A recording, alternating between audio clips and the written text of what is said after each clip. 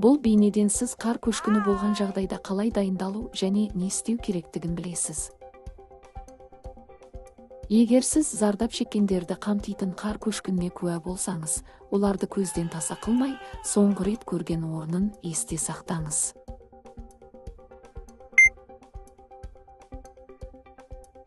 Егер мүмкіндік болса, оларды жоғалтып алмау үшін бір адамды үнемі зардап шеккендердің орнын бақылап отыруға тағайындаңыз.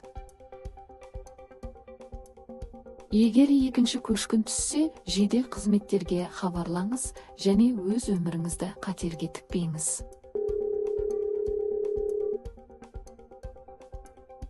Құтқарушылар келген кезде зардап шеккендерге көмек көрсетуге дайын болыңыз және құтқарушылардың нұсқауларын бұлжытпай орындаңыз.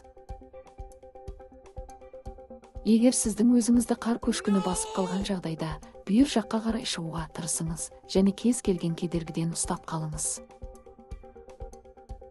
Таяқтан, шаңғыдан немесе сноубордтан арылыңыз.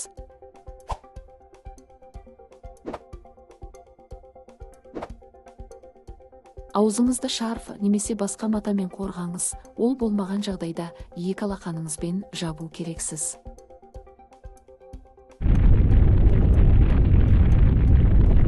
Қардың астында қалып қойған жағдайда аяғыңызбен үлкен қар кесегіне сүйенуге тырысыңыз. Ал егер қар тым жұмсақ әрі борпылдақ болса, ондай қардың бетіне шығу үшін денеңізді жүзгендей қимылдатыңыз. Көшкін тоқтаған соң, қолыңызбен және білегіңізбен қарды ысырып, бетіңіздің алдында ауа қалтасын жасауға тырысыңыз. Бұл қардың арасында дем алуға мүмкіндік береді. Құтқару қызметі келгенше сабыр сақтаңыз.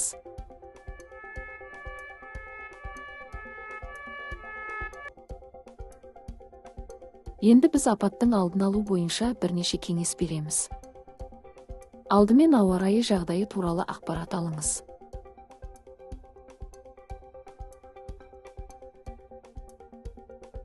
Ешқашан тауға жалғыз бармаңыз.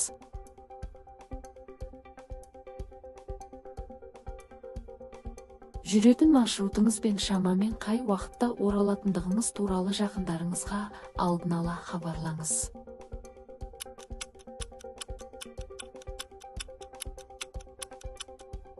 Егер сіз трассадан тыс шаңғымен сырғанап немесе серуендегіңіз келсе, өзіңізбен бірге көшкін датчигін алып жүріңіз және оны пайдалануды үйреніңіз.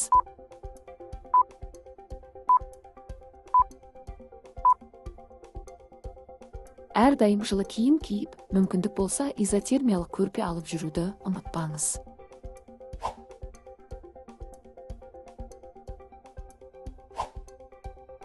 Есіңізде болсын, қардың бетінде шаңғы немесе адам іздерінің болуы қауіпсіздіктің кепілі емес.